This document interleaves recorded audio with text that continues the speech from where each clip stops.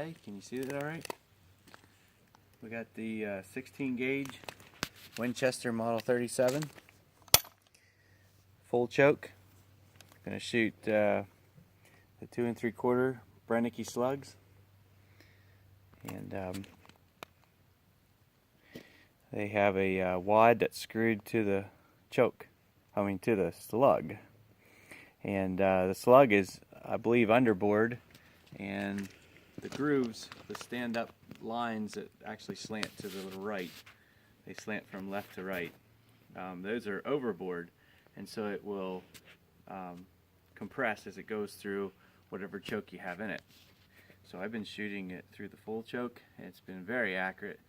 We were doing some testing at 100 yards, and I was having no problem just resting my elbows on a bench and shooting like a 4-gallon bucket, plastic bucket that we had sitting out there. Not a problem. This specific one shoots about 2 inches to the left at 50 and about 4 inches to the left at 100. But I'm going to shoot through 1.5 inch boards at 2x6s, and we'll see how far they go through and see what the slug looks like. Ready? You good?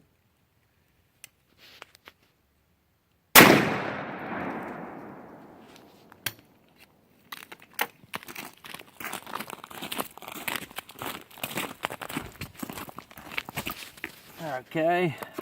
Let's see once. Okay, so there's the entrance. Exit of the first one.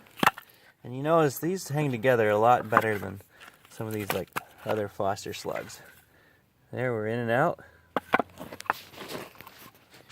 In, out on the third one. In, out on the fourth one. I do not think a Foster slug would make it that far. In, out on the, which one? 1, 2, 3, 4, 5, the fifth one. And we got an in on the sixth one. 1, 2, 3, 4, 5, 6. So the sixth one, it's in there. And we can probably break it open. And that's pretty cool. There you can see the plastic wad that follows the regular wad to keep the fire off of the cloth wad, and it's still attached. Everything's still attached. Okay, why don't you hit the pause there? Okay. Alright, so we're going to just work this out of here. It's going to be very hard. There we go. And that's what it looks like.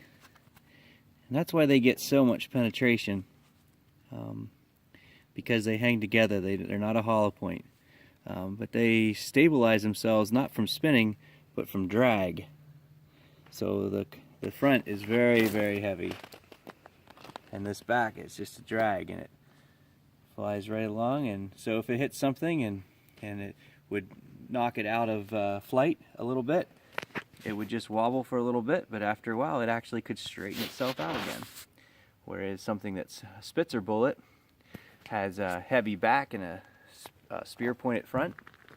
The only way it's going to stay straight is by spinning, like a football. But this does not necessarily spin. It may rotate a little bit, but that's not what makes it go straight.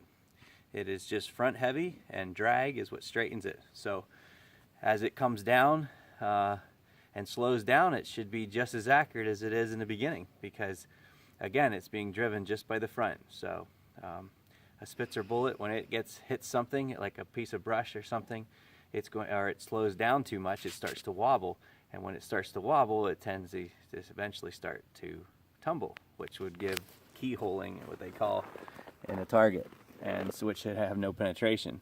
But these Brennekes, it's not so. So very cool. I think they're about 237 grain. So that was, it doesn't need to expand. There's no reason for it to. It's such a big hole.